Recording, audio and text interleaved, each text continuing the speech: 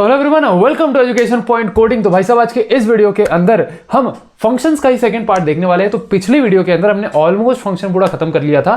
एक type of function होता है रिकर्सिव फंक्शंस, वो थोड़ा आज की वीडियो में देखने वाले हैं। और दूसरा स्कोप ऑफ वेरिएबल क्या होता है वो देखने वाले हैं। तीसरी चीज हम देखने वाले हैं कि एक एरे के अंदर फंक्शंस को कैसे यूज किया जाता है। वैसे तो जब हम डेटा स्ट्रक्चर्स एल्गोरिथम्स पढ़ रहे होंगे तब हम फंक्शंस इन एरे या प्रॉपर जब एरे पढ़ रहे होंगे ना तब हम फंक्शंस का ज्यादा इस्तेमाल कर रहे होंगे।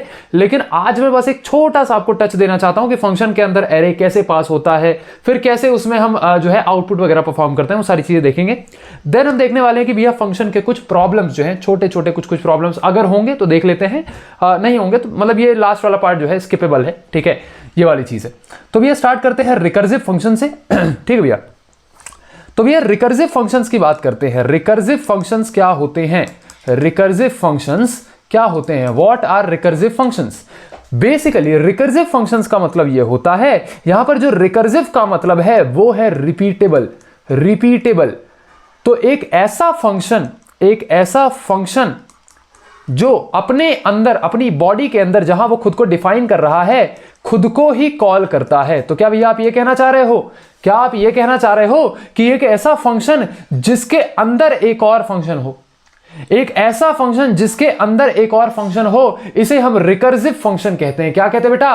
Recursive function. तो भैया फंक्शन के अंदर फंक्शन को क्या रिकर्सिव फंक्शन कहते हैं? बिल्कुल भैया, इस कंडीशन को हम रिकर्सिव फंक्शन कहते हैं। क्या कहते हैं बेटा? Recursive function. तो क्या ये दोनों अलग अलग फंक्शंस होते हैं? नहीं भैया, ये सेम फंक्शंस होते हैं। जैसे समझने की बात भैया, अगर मैंने एक सम फंक्शन बनाया, वैसे तो ये बहुत ऐसी कंडीशन है जो हम ऐसे इजीली बनाते नहीं है, बट एक एग्जांपल के लिए, क्योंकि सम का एग्जांपल मैंने पिछले वीडियो में आपको समझाया था, तो दोबारा सम का एग्जांपल लेते हैं। हमने सम फंक्शन बनाया और सम फंक्शन के अंदर ही हम दोबारा सम फंक्शन को कॉल कर रहे हैं, तो ये हो गया सम फंक्शन कॉल, और ये हो गया सम फंक्शन डिफाइन। ठीक है, तो एक ऐसा फंक्शन जिसके अंदर हमने उसी फंक्शन को कॉल किया है, तो ये बेटा आ जाता है रिकर्सिव फंक्शन की कंडीशन में। ये हो जाता है आपका रिकर्सिव फंक्शन। तो ये जो सम है ये रिकर्सिव फंक्शन है क्या? बिल्कुल, ये रिकर्सिव फंक्शन है। अब रिकर्सिव फंक्शन का जो एग्जाम्पल है वो मैं आपको थोड़ा बताना चाहूंगा। तो रिकर्सिव फंक्शन का एक एग्जाम्पल है वो मैं आपको बताना चाहूंगा। जब मैं आपको फॉर लूप पढ़ा रहा था बेटा, तो मैंने फॉर लूप का यूज करके आपको फैक्टोरियल का प्रोग्राम कैसे किया जाता है वो लिखना बताया था कि भैया फॉर लूप को यूज करके फैक्टोरियल कैसे निकाला जाता है। एक बार फिर रिवाइज कर लेते हैं कि भैया फैक्टोरियल का मतलब क्या होता है। लेट अस सपोज मैंने कहा 5 का फैक्टोरियल निकालो, तो 5 का फैक्टोरियल इज नथिंग बट 5 × 4 × 3 × 2 × 1। क्या मेरी बात आपको समझ में आई? मैंने कहा 3 का फैक्टोरियल निकालो, 3 का फैक्टोरियल क्या होता है?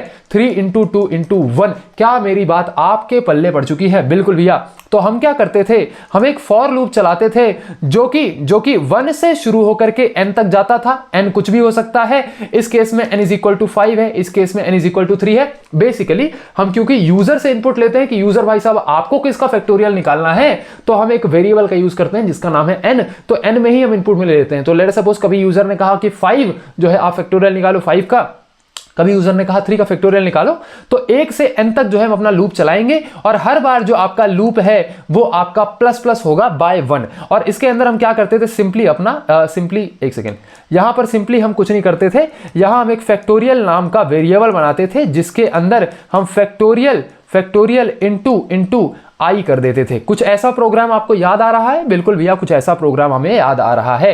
तो हम एक काम करते हैं, सबसे पहले इसे फॉर लूप से हमने कैसे किया था उसे थोड़ा सा देख लेते हैं। ठीक है, तो हमने क्या किया था, यहां पर हम डायरेक्टली लिखते हैं #include IOStream। ठीक है भैया, using name space std, name space नहीं, हर बार मैं ये गलतियां करता हूं। ठीक है, name space std int main. तो मेन फंक्शन के अंदर हम सिंपली कुछ नहीं करेंगे, हमने क्या किया, एक n का वेरिएबल बना लिया और अभी के लिए मान लो यूजर से इनपुट नहीं लेते हैं, हमने बोल दिया कि n = 5। फिर हमने एक फॉर लूप चलाया। फॉर लूप से भी पहले भैया हमें एक वेरिएबल बनाना पड़ेगा जिसके अंदर जो फैक्टोरियल आंसर होगा वो हम स्टोर करेंगे। तो फैक्टोरियल या फैक्ट नाम का लेट अस सपोज जो है हम वेरिएबल बना लेते हैं और इसमें शुरू में हम 1 इनपुट डाल देंगे। लेकिन भैया इस वेरिएबल को आपने डेटा टाइप तो नहीं दिया। अब देखो क्या होगा कि फैक्टोरियल जो है, आप किसी भी नंबर का फैक्टोरियल निकालो, आप 5 का फैक्टोरियल निकालो, आप 10 का फैक्टोरियल निकालो, वो लास्ट में जाके बहुत बड़ी वैल्यू बन जाती है। क्या बन जाती है भैया? बहुत बड़ी वैल्यू बन जाती है। एक सेकेंड में चेक करना चाहूंगा कि क्या हमारा कैमरा चालू है या फिर नहीं। ठीक है भैया। तो वो आगे चल के बहुत बड़ी वैल्यू बन जाती है। इसकी वजह से क्या होता है कि जो हमारा नॉर्मल इंटीजर डेटा टाइप है वो इतने बड़े इंटीजर वैल्यूज को हैंडल नहीं कर पाता। तो क्या भैया बिग इंट यूज करें? नहीं, बिग इंट से भी काम नहीं होगा, हमें यहां लॉन्ग यूज करना पड़ेगा। क्या यूज करना पड़ेगा? लॉन्ग यूज करना पड़ेगा। तो ये लॉन्ग के बीच में स्पेस आप मत दीजिए, ठीक है भैया। यहां पे आप बीच में इसको स्पेस दे दीजिए। तो लॉन्ग जो आपका डेटा टाइप है वो बहुत बड़ी जो है न्यूमेरिकल वैल्यूज को हैंडल करने के लिए बना है। अब ये 1 यहां पर फर्क इसलिए नहीं डालेगा क्योंकि हम भैया फैक्टोरियल के अंदर सिर्फ और सिर्फ मल्टीप्लिकेशंस कर रहे हैं। तो 1 से आप किसी भी चीज को मल्टीप्लाई करें कोई फर्क नहीं पड़ता, ठीक है। हमने एक फॉर लूप चलाया जिसे हमने int i is equal to 1 से शुरू किया, और हम क्या करेंगे कि जब तक ये less than equal to n है तब तक इसे चलाना है। और हर बार हम सिंपली क्या करेंगे कि जो आपका फैक्ट है, फैक्ट के अंदर मल्टीप्लाई कर देंगे i को, ठीक है, मल्टीप्लाई कर देंगे i को। तो ये आपका लूप कुछ इस तरीके से चलेगा कि शुरू में फैक्ट की वैल्यू क्या है 1, ठीक है भैया, और n इज इक्वल टू क्या है 5। तो अभी फैक्ट 1 इंटू 1 कितना हुआ? 1 हुआ, ठीक है भैया, 1 इंटू 1 हुआ। फिर लूप दोबारा रन हुआ, i की वैल्यू बढ़ी 2 हुई, ठीक है। तो 2, एक second, fact is equal to 1 नहीं, fact is equal to i, ठीक है भैया।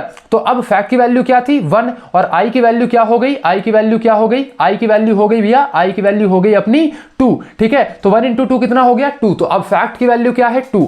फिर से लूप चलेगा, i की वैल्यू फिर से इंक्रीमेंट होगी। तो अब नए फैक्ट की वैल्यू 2 है और i की वैल्यू 3 है, ठीक है भैया। अब दोबारा से लूप चलेगा, और इस बार आपके फैक्ट की वैल्यू हो चुकी होगी 6 और आपके i की वैल्यू बढ़ के हो जाएगी 4। तो कुछ इस तरीके से जो है वो मल्टीप्लाई होता जाएगा। अगर आपने फॉर लूप वाली वीडियो देखा है तो आपको ये चीज समझ में आ रहा होगा। तो ये कुछ आपका जो है फैक्टोरियल निकल रहा है, ये कुछ बेटा आपका फैक्टोरियल निकल रहा है। और लास्ट में जो है हम फैक्ट को प्रिंट करा सकते हैं, लास्ट में हम बेटा फैक्ट को प्रिंट करा सकते हैं। जब हम इसे रन करेंगे तो यहां पर हमें 5 का फैक्टोरियल मिल चुका है, ठीक है भैया। तो ये तो हो गया फॉर लूप वाला फंडा। हमें यहां पर फॉर लूप वाला फंडा नहीं पढ़ना है, हमें यहां रिकर्जन पढ़ना है। क्या पढ़ना बेटा? रिकर्जन पढ़ना है। तो रिकर्जन के अंदर जब हम एक फैक्टोरियल का प्रोग्राम बनाएंगे, तो ये आपका फैक्टोरियल फंक्शन हो गया। इसके अंदर हमें वो नंबर इनपुट में देना पड़ेगा जिसका हमें फैक्टोरियल निकालना है। बिल्कुल भैया, जिसका हमें फैक्टोरियल निकालना है, ठीक है। ये चीज तो भैया हमें समझ में आ गई। अब इसके अंदर होगी एक बेस कंडीशन, एक होगी बेस कंडीशन, एक होगी रिकर्सिव कंडीशन, ठीक है भैया। तो बेस कंडीशन यहां पर क्या होगी कि अगर n घटते घटते 0 हो जाए तो आपको क्या कर देना है? रिटर्न कर देना है 1। अब इसका मतलब क्या है मैं आपको समझाता हूं थोड़ी देर में, अभी के लिए आप इतना समझिए। और रिकर्सिव कंडीशन क्या होगी? रिकर्सिव फंक्शन या रिकर्सिव कंडीशन कैसे भैया? इस फंक्शन के अंदर ही फंक्शन को हमने कॉल किया, लेकिन इस बार एज अ पैरामीटर हमें इसे n-1 पास किया। क्या समझ में आया भैया? हमें यह समझ में आया कि जब हमने ओरिजिनल फैक्टोरियल फंक्शन को n की वैल्यू पास की, तो लेट अस सपोज n की वैल्यू थी या फिर आप इसे ऐसा समझ लीजिए कि लेट अस सपोज n की वैल्यू थी 4, ठीक है। तो हमने फैक्टोरियल फंक्शन के अंदर 4 पास किया, ठीक है। 4 अंदर गया, चेक हुआ क्या n इज इक्वल टू 0 है? क्या 4 इक्वल 0 है? नहीं भैया, 4 इक्वल 0 नहीं है। तो ये कंडीशन नहीं चलेगी, एक सेकंड, इसको हम एल्स के अंदर डालेंगे, ठीक है, इसे हम एल्स के अंदर डालेंगे, ये वाली कंडीशन आपकी चलेगी। तो यहां पर दोबारा आपका फैक्टोरियल फंक्शन कॉल हो रहा है, और फैक्टोरियल फंक्शन के अंदर सिंपली क्या हो रहा है? यहां पर हम n into factorial of n-1 लिखेंगे। तो यहां पर n की वैल्यू कितनी है? 4, और यहां पर इंटू आ जाएगा क्या? फैक्टोरियल ऑफ n-1 क्या है? 4 - 1 3। तो यहां पर फैक्टोरियल ऑफ 3। क्या आपको ये चीज समझ में आई भैया? हमने n की वैल्यू 4 रखी, हमने फैक्टोरियल फंक्शन के अंदर पास किया, ये अंदर गया, इसने चेक किया क्या n की वैल्यू 0 है? नहीं भैया, n की वैल्यू 0 नहीं है। अब ये चीज क्या है? जब हम 0 पे पहुंचेंगे तब आपको ये चीज समझ में आ जाएगी, ठीक है। अब ये क्योंकि नहीं है तो इसलिए एल्स वाला कोड चला। एल्स वाले कोड में लिखा है n इंटू फैक्टोरियल n-1, मतलब कि यहां फैक्टोरियल फंक्शन को फिर से कॉल किया गया है, लेकिन इस बार पैरामीटर n-1 पास किया गया है। तो अगर इस डंडी को हम फैक्टोरियल फंक्शन कंसीडर करें तो क्या ये n है? ठीक है भैया, ये n है, multiplied by factorial of n-1, factorial of n मतलब 4 - 1। तो यहां पर क्या ये वाली कंडीशन चल चुकी है? बिल्कुल। जब ये फंक्शन कॉल होगा तो ये दोबारा जा करके इसी फंक्शन को कॉल करेगा। तो अब इस फंक्शन के अंदर अगेन अपन आए, तो इस बार n की वैल्यू क्या है? 3। अब क्योंकि हमने n-1 कॉल किया है ना, तो इस बार बेटा n की वैल्यू हो गई 3। ठीक है, बस मुझे अभी सुनते जाओ, ना नोट्स बनाओ ना कुछ करो भैया, सिर्फ सुनते आप जाओ। ठीक है भैया, चलिए यही है आपका रिकर्सिव फंक्शन, दिमाग तो थोड़ा सा बढ़ाना पड़ेगा, है ना। चलिए अब 3 को हमने एज अ फैक्टोरियल फंक्शन फिर से कॉल किया, तो जब आप अंदर गए तो क्या 3 मतलब n, क्या n इज इक्वल टू 0 है? नहीं भैया, n इज इक्वल टू 0 तो नहीं है, तो एल्स वाला केस चलेगा। n मतलब 3 multiplied by factorial of n minus 1, factorial of n minus 1, इस बार n कौन है? 3, n माइनस 1 कौन होगा? 2। क्या मेरी बात आपको समझ में आई? बिल्कुल भैया, आपकी बात हमें समझ में आ चुकी है। ठीक है ठीक है ठीक है। फिर ये जो 2 फैक्टोरियल है, फिर से ये फैक्टोरियल फंक्शन कॉल होगा, फिर से ये फैक्टोरियल फंक्शन कॉल होगा, और इस बार पैरामीटर क्या पास होगा? n minus 1। n क्या था? 3, और माइनस 1 क्या हो गया? 2, तो इस बार पैरामीटर पास होगा 2। दोबारा से ये फंक्शन खुद को ही कॉल करेगा। क्या आपको अभी तक रिकर्सिव फंक्शन समझ में आया? रिकर्सिव फंक्शन में क्या होता है, आप अपने फंक्शन के अंदर ही उसे कॉल कर देते हो, आप अपने फंक्शन के अंदर ही उसे कॉल कर देते हो, एक फंक्शन के अंदर ही वही वाला फंक्शन। भैया फंक्शन के अंदर function is a recursive function, भैया फंक्शन के अंदर function is a recursive function. ठीक है, चलिए जब दोबारा ये कॉल होगा तो इस बार n की वैल्यू कितनी है? 2। दोबारा से ये फैक्टोरियल फंक्शन के अंदर प्रोग्राम चलेगा। क्या n की वैल्यू 0 है? नहीं भैया, n की वैल्यू तो 0 नहीं है, तो फिर n की वैल्यू क्या है? 2। तो एल्स वाला कोड चलेगा, n इसके अंदर आए, इस फंक्शन के अंदर आए, n into 2 into factorial of n minus 1, factorial of 2 minus 1 मतलब 1 फैक्टोरियल। ठीक है भैया, तो यहां इस बार फिर से फैक्टोरियल फंक्शन के अंदर, क्या आपको यह चीज बेटा पता थी? भूल तो नहीं गए हो? भूल तो नहीं गए हो? यहां पर हमने फंक्शन को बनाया और यहां पर हमने फंक्शन को कॉल कर दिया। अगर ये फंक्शन कॉल हम फंक्शन डेफिनेशन के अंदर ही कर दें तो इसे रिकर्सिव फंक्शन कहते हैं। क्या हमने फंक्शन डेफिनेशन के अंदर ही फंक्शन को कॉल कर दिया है? बिल्कुल भैया, तो ये चीज भूलने वाली बात नहीं है, बिल्कुल आप बेटा इसे भूलेंगे नहीं। और दूसरी चीज ये कि ये मैं आपको फंक्शंस में थोड़ा सा एक्स्ट्रा पढ़ा रहा हूं, ठीक है। रिकर्जन आपका प्रॉपर डीएसए का कॉन्सेप्ट होता है, तो अगर आपको ये रिकर्जन नहीं भी समझ में आता है तो आप बिल्कुल अपने ऊपर डाउट नहीं करेंगे कि क्या मैं अच्छे से पढ़ाई कर रहा हूं या मैं अच्छे से पढ़ाई नहीं कर रहा हूं। अगर ये आपको समझ में आ जाता है वेल एंड गुड, आप बहुत अच्छा कर रहे हैं। नहीं समझ में आता है बेटा, तुम कम नहीं हो, तुम कम नहीं हो, क्योंकि तुम भैया डीएसए का टॉपिक पढ़ने की कोशिश कर रहे थे, नहीं हुआ कोई बात नहीं, कुछ तो समझ में आएगा, हम डीएसए में इसे पढ़ लेंगे। ठीक है भैया, अभी के लिए सिर्फ इसको समझने की कोशिश करो। ठीक है भैया, जब दोबारा से फंक्शन फैक्टोरियल फंक्शन कॉल हुआ, इस बार n-1 हुआ, मतलब इस बार 1, तो बेसिकली इस बार आपका जो पैरामीटर है वो 1 पास हुआ। दोबारा से ये लूप चलेगा, दोबारा से आपका फैक्टोरियल फंक्शन चलेगा। इस बार फैक्टोरियल के अंदर n की वैल्यू कितनी है? 1। क्या n इज इक्वल टू 0? नहीं भैया, यहां पर n इज इक्वल टू 0 नहीं, n इज इक्वल टू 1 है। तो एल्स वाला केस चलाइए, एल्स में क्या है? n इंटू क्या भैया? 1 into factorial of n minus 1, factorial of n minus 1 जो कि आ जाएगा 0, जो कि आ जाएगा 0। दोबारा लूप चला, क्या चला? दोबारा लूप चला, क्या चला? दोबारा लूप चला, और इस बार n की वैल्यू कितनी है? 0। तो इस बार n की वैल्यू है 0, और इस बार जब if n is equal to 0 आएगा, if n is equal to 0 आएगा, तो ये कह देगा कि भैया रिटर्न कर दो 1। तो फैक्टोरियल 0 से इसने रिटर्न किया 1। क्या रिटर्न किया बेटा? 1 रिटर्न किया। क्या रिटर्न किया बेटा? इसका आंसर इसने 1 रिटर्न किया। अब हम करेंगे कैलकुलेशन, अब हम करेंगे बेटा कैलकुलेशन। क्या मेरी बात आपको समझ में आ रही है? बिल्कुल भैया, आपकी बात पल्ले तो थोड़ी थोड़ी पड़ रही है, पल्ले तो थोड़ी थोड़ी पड़ रही है। यहां पर ये जो 0 फैक्टोरियल की वैल्यू है ये कितनी है? 1। 1 इंटू 1 कितना हुआ? 1 हुआ। तो यहां से हमें 1 रिटर्न हुआ। ठीक है भैया, ठीक है भैया। तो अब 1 फैक्टोरियल की वैल्यू कितनी है? क्योंकि 1 फैक्टोरियल की वैल्यू कितनी थी? 1 इंटू 0 फैक्टोरियल, तो 1 फैक्टोरियल की वैल्यू कितनी है? 1। ठीक है भैया, तो 2 इंटू 1 कितना हो जाएगा? 2 हो जाएगा। मतलब कि 2 फैक्टोरियल की वैल्यू कितनी आई? 2। तो यहां पर 2 फैक्टोरियल की वैल्यू कितनी आई? 2। 3 इंटू 2 कितना हो जाएगा? 6 हो जाएगा। कितना हो जाएगा? 6 हो जाएगा। तो 3 फैक्टोरियल की वैल्यू कितनी आई? 3 इंटू 2 फैक्टोरियल, 3 इंटू 2, तो भैया 3 फैक्टोरियल की वैल्यू आ गई 6। यहां पर आ गया 6। ठीक है भैया, 4 इंटू 6, 4 इंटू 6, 6 4 जा 26, 6 4 जा 26, 6 5 जा 30, तो 6 4 जा 26, तो ये आ जाएगा 26, और ये 26 ऊपर जाएगा। 4 फैक्टोरियल क्या था? 4 into 3 factorial, 3 factorial into is equal to 6, तो 6 इंटू 4 इज इक्वल टू 26, तो मतलब 4 फैक्टोरियल हो गया आपका 26। क्या मेरी बात आपके पल्ले पड़ी? क्या मेरी बात आपके पल्ले पड़ी? दोबारा देखिए हमें भैया 4 फैक्टोरियल निकालना था, हम इसके अंदर घुसे क्योंकि 4n इज इक्वल टू 0 नहीं था तो हमने एल्स वाला केस चलाया n इंटू n-1 फैक्टोरियल। यहां पर फैक्टोरियल फंक्शन के अंदर ही हमने दोबारा फैक्टोरियल फंक्शन कॉल किया। क्या मेरी बात आपके पल्ले पड़ चुकी है? बिल्कुल भैया, ठीक। चलिए तो यहां 4 into n into factorial n-1, ठीक है।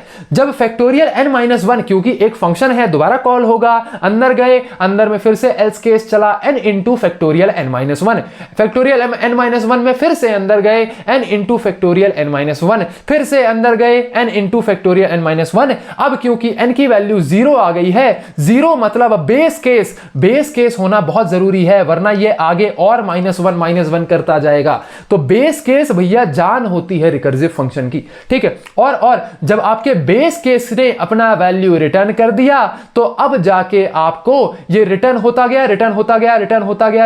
गया और लास्ट में आपका जो ओरिजिनल फैक्टोरियल था उसका आंसर आपको 26 मिल चुका है। अब अगर आपको ये चीज समझ में नहीं आई तो आप इसको दोबारा रिवाइंड करिए, दोबारा इसको 2x में देखिए। मैं नहीं जानता भैया, इतनी बात आप मेरी मानिए, ठीक है। अब हम इसे प्रॉपर कोड करके देखेंगे, ठीक है भैया। अब हम अपना फैक्टोरियल फंक्शन जो है प्रॉपर कोड करके देखेंगे। तो अभी तक यहां कुछ अगड़म बगड़म लिखा है क्या? नहीं भैया, कुछ भी ऐसा नहीं लिखा है जिसे हम नहीं जानते। तो यहां हमने लिखा इंट मेन और इंट मेन के अंदर हमने लिखा int n is equal to 5। Let us suppose मुझे 5 का फैक्टोरियल निकालना है और यहां पर हमने फैक्टोरियल फंक्शन को जो है कॉल कर दिया विथ वैल्यू n। तो यहां फैक्टोरियल फंक्शन के अंदर हमने n को पास किया। अब फैक्टोरियल फंक्शन बनाना पड़ेगा। तो यहां पर क्योंकि जो आपका फैक्टोरियल है वो बहुत बड़ी वैल्यू रिटर्न करेगा, तो यहां अगेन क्या लिखेंगे, इसका डेटा टाइप क्या लिखेंगे फंक्शन का?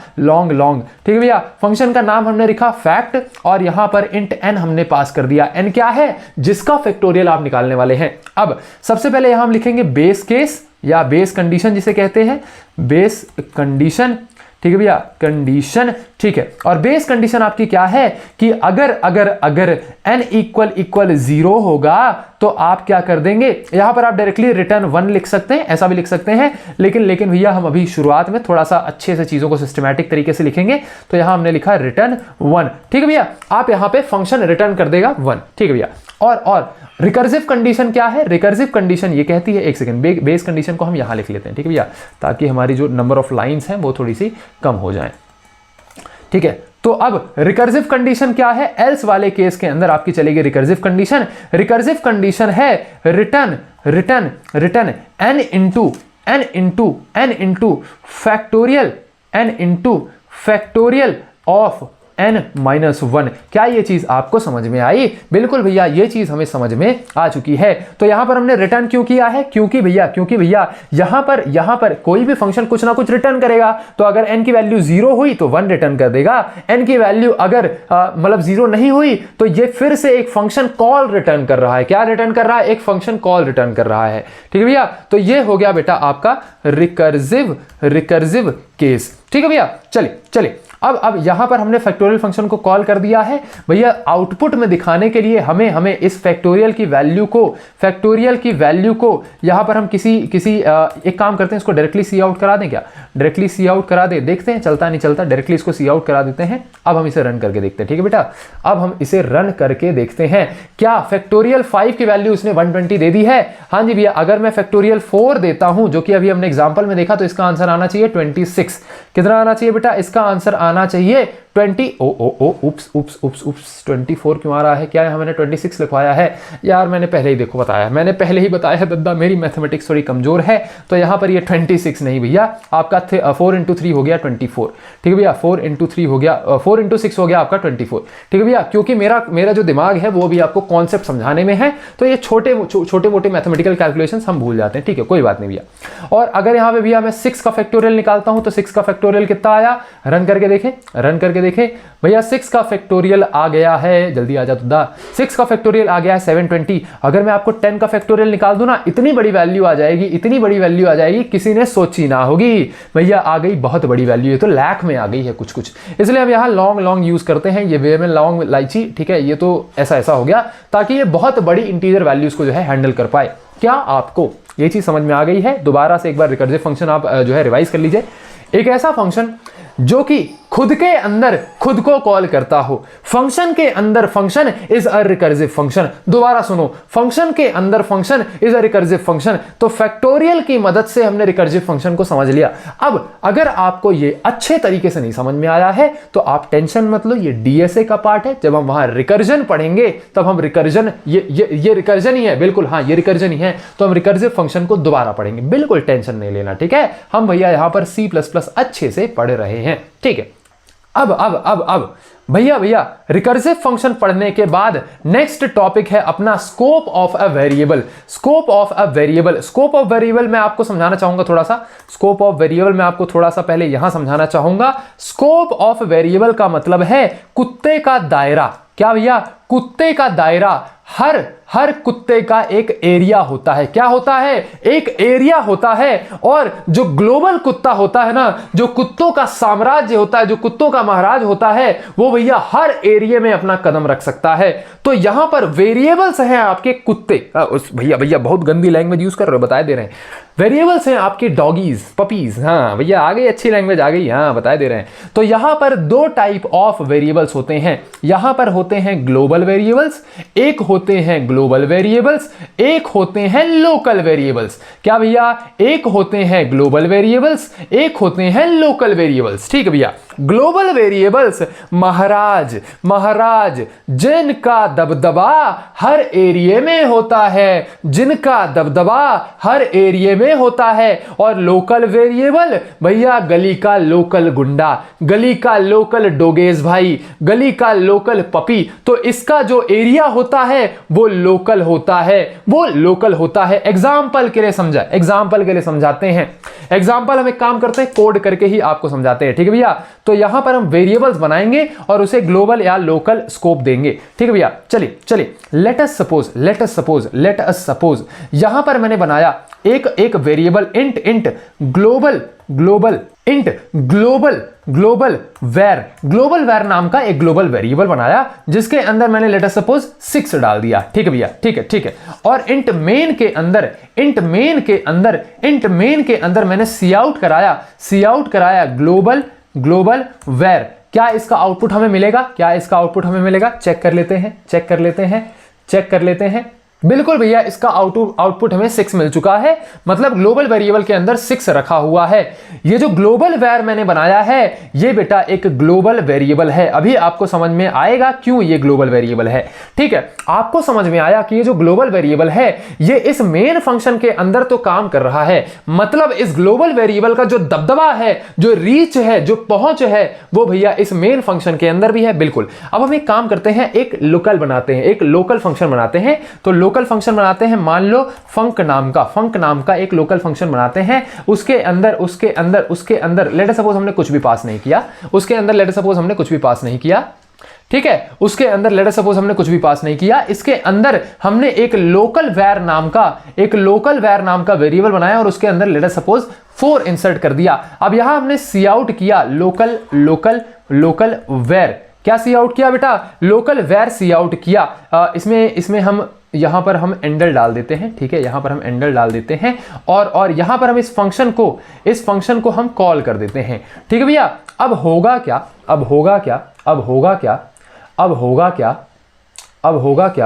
अब क्योंकि यहां पर भैया ये एरर इसलिए आ रहा है क्योंकि हमने कुछ रिटर्न नहीं किया है। तो एक काम करिए, इस फंक्शन को आप वॉइड डेटा टाइप दे दीजिए, ठीक है। अब ये चलेगा, ठीक है भैया। तो यहां पर ये जो 6 है ये ग्लोबल वेरिएबल है, जो 4 है वो भैया आपका लोकल वेरिएबल है, ठीक है भैया, ठीक है। ये जो फंक्शन है इसके अंदर लोकल वेरिएबल काम कर रहा है, बिल्कुल भैया। मतलब इस फंक्शन के एरिया में इस लोकल वेरिएबल नामक गुंडे का दबदबा चल रहा है, बिल्कुल भैया चल रहा है, ठीक है भैया, चल रहा है। क्या इस फंक्शन के बाहर इस लोकल वेरिएबल का दबदबा चलेगा? क्या इस फंक्शन के बाहर इस लोकल वेरिएबल का दबदबा चलेगा? तो जिस तरीके से हमने ग्लोबल वेरिएबल यहां बनाया, लेकिन हमने ग्लोबल वेरिएबल को मेन फंक्शन में भी पास कर सकते हैं, मेन फंक्शन में भी उसका राज चल रहा है। तो क्या इसी तरीके से मेन फंक्शन में आप लोकल वेरिएबल भी पास कर सकते हैं? मतलब लोकल वेरिएबल भी आउटपुट में दे सकते हैं क्या? क्या लोकल वेरिएबल भी आउटपुट में दे सकते हैं क्या? नहीं भैया, नहीं भैया, ये बोल रहा है local variable is not declared in this scope. क्या कहना चाह रहा है? कहने का मतलब क्या है, ये आपके क्या है, फंक्शंस, ये आपके क्या है, फंक्शंस। सभी फंक्शंस के बाहर ग्लोबल रेंज के अंदर आपने जो वेरिएबल बनाया है वो हर फंक्शन के अंदर एप्लीकेबल होगा, वो हर फंक्शन के अंदर यूजेबल होगा। लेकिन कोई ऐसा वेरिएबल जिसे आपने किसी स्पेसिफिक फंक्शन के अंदर बनाया है तो इसे हम कहेंगे कि इसका स्कोप जो है वो लोकल है। ये लोकल स्कोप में रखा हुआ है, ये लोकल स्कोप में रखा हुआ है और इसे हम इस लोकल स्कोप के बाहर, इस लोकल फंक्शन के बाहर यूज नहीं कर सकते।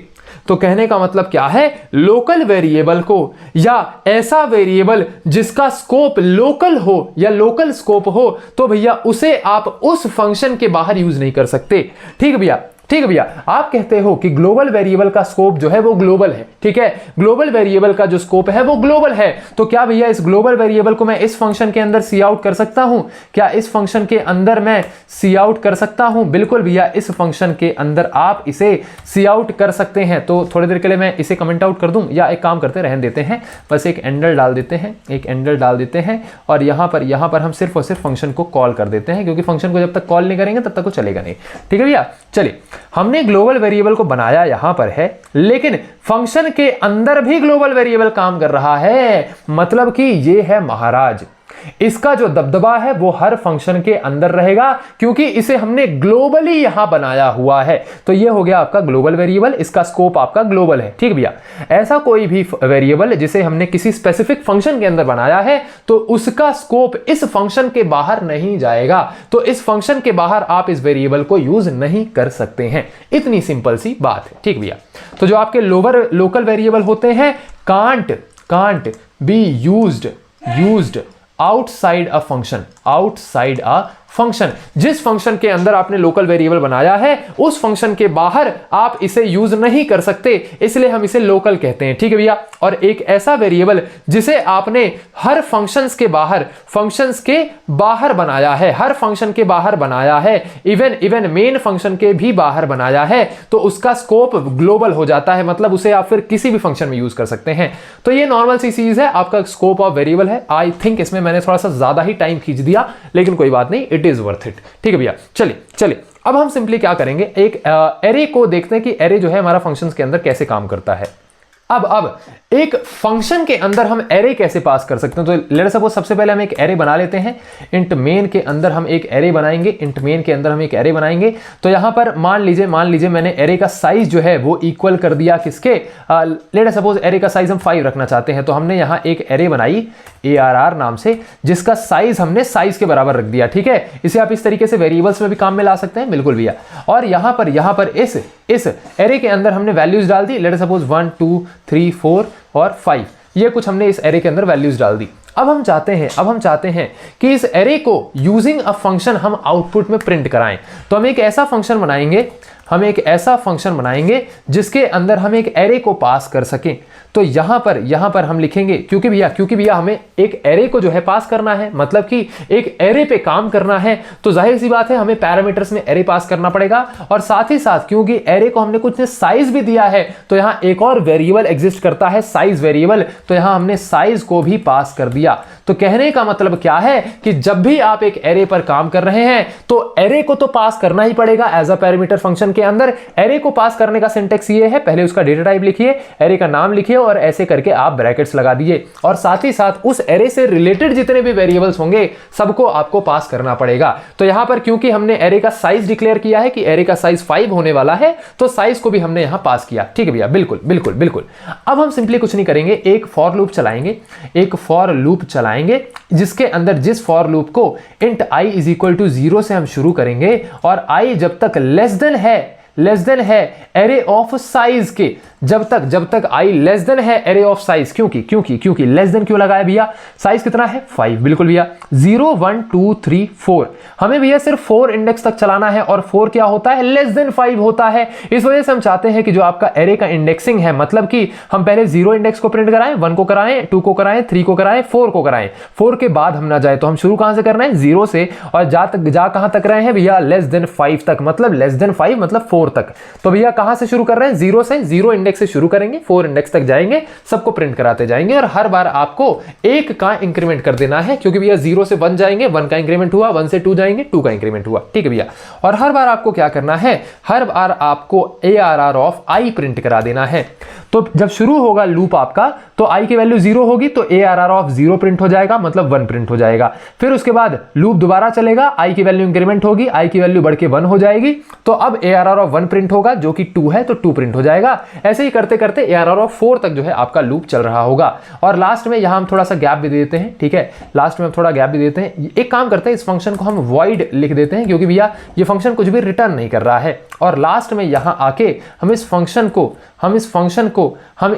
को एक काम करें, इस फंक्शन को थोड़ा सुनहरा सा अच्छा सा नाम भी देते हैं यार, ठीक है। तो इस फंक्शन का नाम हमने लिखा प्रिंट एरे फंक्शन, ठीक है। ये तो प्रिंट एरे फंक्शन हो गया। तो इस प्रिंट एरे फंक्शन को आपने कॉल भी कर दिया, और इसके अंदर आपको पहला तो एरे पास करनी पड़ेगी और साइज पास करनी पड़ेगी। देख लो यहां पर मैंने सिर्फ और सिर्फ एरे का नाम पास किया है, क्योंकि भैया यहां एड्रेस पास होता है, ठीक है। रन करके देखें, हाँ जी भैया, हमारी पूरी एरे जो है यहां से आउटपुट में आ चुकी है। तो इसे हम डायरेक्टली, ये फॉर लूप जो है आप डायरेक्टली यहां पर भी लिख देते तो आपको सेम आंसर आता, लेकिन मैं आपको थोड़ा सा दिखाना चाहता था कि एक फंक्शन को के अंदर एज अ पैरामीटर एरे को कैसे पास किया जाता है। तो यहां हमने एक सिंपल सी एरे बनाई है। पहला तो आपको ये चीज ध्यान रखनी है कि जब भी आप एक फंक्शन के अंदर एरे को पास करेंगे तो उसका सिंटेक्स कुछ ऐसा होगा, वो नॉर्मल वेरिएबल की तरह पास नहीं होगा, हमें एरे के लिए स्क्वायर ब्रैकेट्स लगाने मैंडेटरी हैं। और साथ ही साथ एरे से रिलेटेड जितने भी वेरिएबल्स हैं सबको आपको इस फंक्शन के अंदर पास करना है। या हम कह सकते हैं कि आप उस फंक्शन के अंदर जितने भी वेरिएबल्स का यूज करने वाले हैं उन्हें आपको यहां पास करना पड़ेगा। जैसे यहां फॉर लूप में हमने साइज का यूज किया है, तो आपको इसे साइज बताना पड़ेगा कि एक्चुअल साइज है क्या, ठीक है। तो ये चीज हमें समझ में आ चुकी है। कुछ इस तरीके से हमने एक एरे को फंक्शन के अंदर पास करके देख लिया है। तो हमने अभी तक क्या क्या चीजें देख ली भैया, रिकर्सिव फंक्शन देख लिया, स्कोप ऑफ वेरिएबल देख लिया, और हमने देख लिया कि भैया एक फंक्शन के अंदर एरे कैसे पास किया जाता है। अब वैसे तो आपने फंक्शन की प्रॉब्लम्स में बहुत सारी प्रॉब्लम्स देखी हैं। जैसे पहले आपने देखा कि सम ऑफ टू नंबर्स कैसे किया जाता है, ये चीज हमने देख ली। फिर दूसरा हमने देखा कि रिकर्सिव फंक्शन कैसे बनाया जाता है, ये हमने देख लिया। हमने किसी नंबर को जो है call by reference, modify a number या एक्स की वैल्यू जो भी है उसे हमने कॉल बाय वैल्यू और कॉल बाय रेफरेंस, ये दोनों करके देखा था। तो ये भी हमने एक प्रॉब्लम देखा फंक्शन का। और एक और हमने अभी प्रॉब्लम देख लिया। अभी हमने प्रॉब्लम कौन सा देखा कि एरे को आउटपुट में कैसे लाते हैं यूजिंग अ फंक्शन। एक और छोटा सा हम प्रोग्राम देख सकते हैं कि एक एरे के अंदर मैक्सिमम एलिमेंट कौन सा है, एक एरे के अंदर मैक्सिमम एलिमेंट कौन सा है, ये हम एक फंक्शन बना के जो है अब कर लेते हैं, ठीक है। तो एक मैक्स एलिमेंट नाम का एक फंक्शन बना लेंगे, जो क्या करेगा कि उसके अंदर आप एक एरे पास करोगे और वो उस एरे के अंदर जो सबसे बड़ा एलिमेंट होगा वो आपको आउटपुट में निकाल करके दे देगा। तो ये हमने प्रॉब्लम्स फंक्शंस के रिलेटेड देख लिए हैं। इस प्रॉब्लम को हम अभी देख लेते हैं, ठीक है।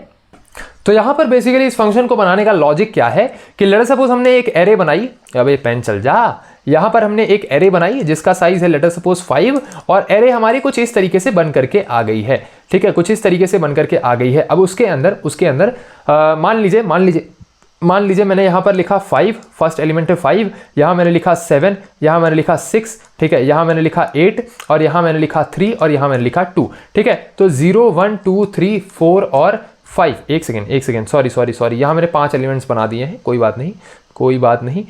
एक काम करें क्या, इसका साइज बढ़ा के 6 कर देते हैं, ठीक है। तो यहाँ हमारी एरे जो है वो 6 एलिमेंट्स की है। तो बेसिकली इस एरे के अंदर 6 एलिमेंट्स हैं। अब हम चाहते हैं कि एक फंक्शन बनाया जाए जो सिंपली क्या करे, इस एरे के अंदर जो लार्जेस्ट एलिमेंट कौन सा है भैया 8, तो 8 को जो है हमें आउटपुट में निकाल करके दे दे, ठीक है। तो हम एक सिंपल इसका लॉजिक क्या है, लॉजिक मैं पहले आपको बताता हूं।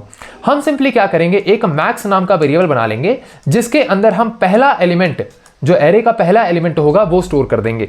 तो शुरू में ऐसा माना जा रहा है कि पहला एलिमेंट ही आपका मैक्सिमम एलिमेंट है। ठीक है भैया, पहला एलिमेंट ही आपका मैक्सिमम एलिमेंट है। तो अभी मैक्स की वैल्यू कितनी है? अभी मैक्स की वैल्यू कितनी है?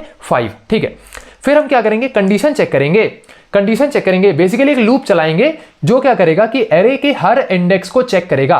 तो हम यहां पर कंडीशन चेक करेंगे कि अगर एरे का जिस भी इंडेक्स पे अभी लूप खड़ा है, अगर वो एक सेकेंड, सॉरी, अगर वो ग्रेटर देन मैक्स होता है, तो आप मैक्स की वैल्यू अपडेट करके वो वाला एलिमेंट डाल दो। क्या मतलब समझ में आया भैया? हमने शुरू किया मैक्स इज इक्वल टू 5 से, तो अभी मैक्स क्या है? 5। बिल्कुल ठीक है।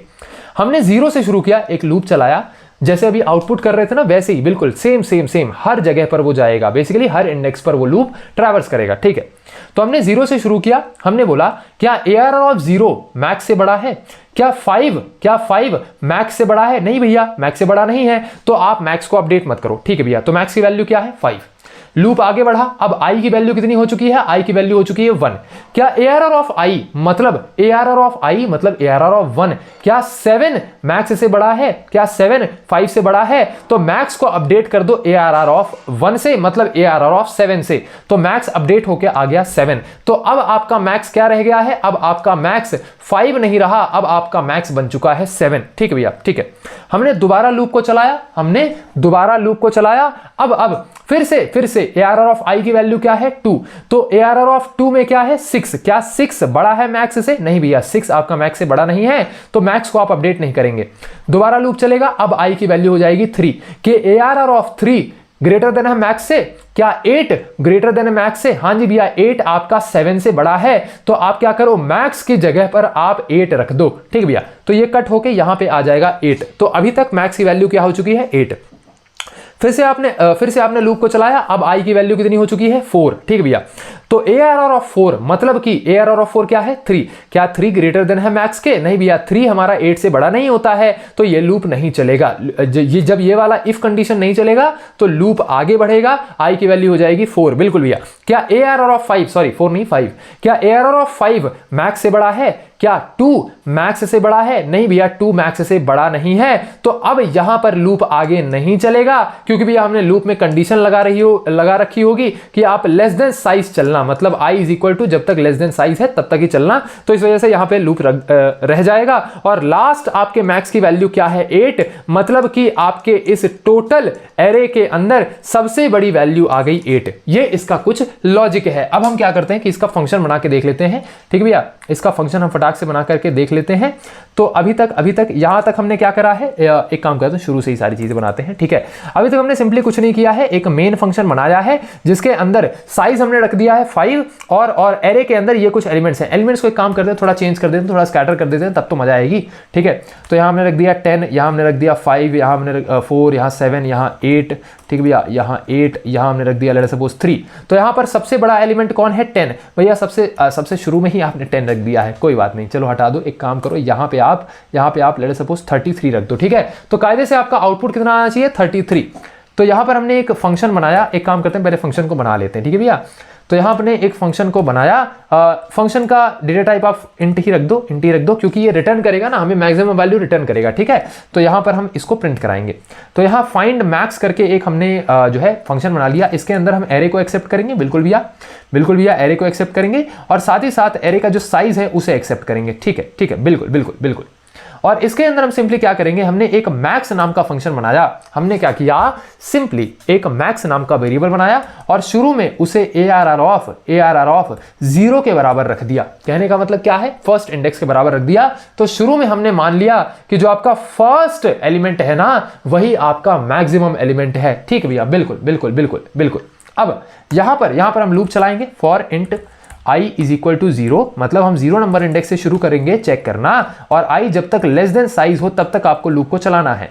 अब इसके अंदर आपको करना क्या है? आपको कंडीशन चेक करनी है कि अगर जो आपका ARR ऑफ i है, अगर वो मैक्स से बड़ा होता है, अगर वो बेटा मैक्स से बड़ा होता है तो आप मैक्स की वैल्यू को अपडेट कर दो, आप मैक्स की वैल्यू को अपडेट कर दो टू ARR ऑफ आई। तो अब आपका नया मैक्स बन जाएगा, जो भी वो एलिमेंट होगा वो वाला आपका नया मैक्स बन जाएगा। और लास्ट में हम सिंपली कुछ नहीं करेंगे, हम रिटर्न कर देंगे मैक्स की वैल्यू को, हम रिटर्न कर देंगे मैक्स की वैल्यू को। ठीक है भैया, बिल्कुल ये चीज हमें समझ में आ गई। लास्ट में यहां पर हम आपके फाइंड मैक्स वाले फंक्शन को कॉल कर लेंगे।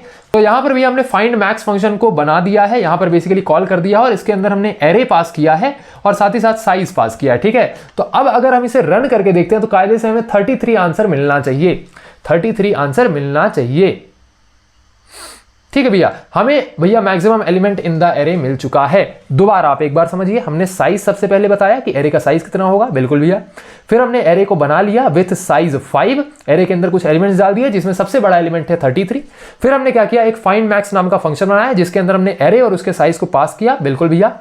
फिर हमने क्या किया, एक मैक्स नाम का वेरिएबल बनाया जो कि स्टोर करेगा maximum value in the array. शुरू में हमने कह दिया कि जो पहला एलिमेंट है आप मान के चलो वही आपका मैक्सिमम एलिमेंट है। ठीक है, फिर हमने एक लूप चलाया जो कि सिंपली हर एलिमेंट पे जाता है, एरे के हर एलिमेंट पे जाता है और उसको मैक्स के साथ कंपेयर करता है कि अगर कोई भी ऐसा एलिमेंट मिला जो कि मैक्स से बड़ा होगा तो हम उस एलिमेंट को मैक्स एलिमेंट बना देंगे। और लास्ट में हमने क्या किया, रिटर्न कर दिया मैक्स। तो अब यहां तक मैक्स की वैल्यू 33 हो चुकी होगी और यहां से हमने इस 33 को रिटर्न कर दिया। तो ये रिटर्न होके कहां आया, इस फंक्शन कॉल के पास आया। तो यहां से हमने जो फंक्शन कॉल किया था इसके अंदर वैल्यू आ गई 33 और हमने इस 33 को सी आउट करा दिया तो हमें यहां 33 आउटपुट में मिल गया। भैया अगर 33 के बाद यहां पर कोई मान लीजिए 50 वैल्यू रख देते तो क्या ये हमें 50 रिटर्न करके देता? हाँ जी भैया, ये हमें 50 रिटर्न करके देता। तो ये हमारा एक प्रोग्राम है जो कि फाइंड मैक्स प्रोग्राम है। आप चाहें तो इसे खुद से भी ट्राई कर सकते हैं। मैं आपको एक क्वेश्चन देना चाहूंगा बेटा, एक क्वेश्चन देना चाहूंगा। मैंने आपको फॉर लूप के अंदर जब फॉर लूप मैंने पढ़ाया था तो मैंने आपको फिबोनाची सीरीज के बारे में बताया था, फिबोनाची सीरीज के बारे में बताया था। आपके पास ये होमवर्क आज का ये है कि आपको वो वीडियो जाके देखनी है, पूरी कंप्लीट मत देखना, सिर्फ फिबोनाची सीरीज वाला पार्ट देख लेना, समझना कि फिबोनाची सीरीज क्या होती है और उसके बाद try to implement Fibonacci series in a function. एक फंक्शन को यूज करके आप फिबोनाची सीरीज लिखेंगे। ठीक भैया, तो ये काम आपको करना है। अब इसके लिए आप मत्था पीटिए, चैट जीपीटी से पूछिए कि गूगल करिए, मुझे नहीं पता, मुझे बस आंसर मिल जाना चाहिए। दूसरी बात ये कि ये जो भी क्लासेस चल रही हैं भैया, मैं चाहता हूं कि ज्यादा से ज्यादा बच्चों तक ये क्लासेस पहुंचे, क्योंकि इतनी वैल्यूएबल क्लासेस C++ के लिए अभी इंटरनेट पर अवेलेबल नहीं है। सबने डीएसए के रिलेटेड चीजें पढ़ा रखी है, इंडिविजुअली C++ का तगड़ा बैच नहीं था जो कि मैं आपके लिए लाना चाहता था, मैंने लाया। आपके लिए ये होमवर्क है भैया कि आप चाहें तो इसे अपने दोस्तों के साथ शेयर कर सकते हैं या फिर इंस्टाग्राम पे एक स्टोरी डालिए कि हाँ भैया हम क्या कर रहे हैं, पढ़ाई कर रहे हैं, हम भैया C++ को धुआंधार तरीके से तोड़ रहे हैं, मरोड़ रहे हैं, मुझे टैग कर दीजिएगा। ठीक है, सचिन द्विवेदी यहां पर लिख देते हैं, सचिन DWIVEDII। ठीक है, लास्ट में 3 आई लगाना मत भूलिएगा, ये मेरा हैंडल है, यहां पर आप मुझे टैग कर सकते हैं। आप चाहें तो एजुकेशन पॉइंट कोडिंग के पेज को भी टैग कर सकते हैं। ठीक है भैया, चलिए मिलते हैं आपके नेक्स्ट लेक्चर के अंदर। तब तक के लिए चीजों को रिवाइज करिए, नोट्स बहुत अच्छे से बनाइएगा, अपना ध्यान रखिएगा और आपका बहुत बहुत धन्यवाद।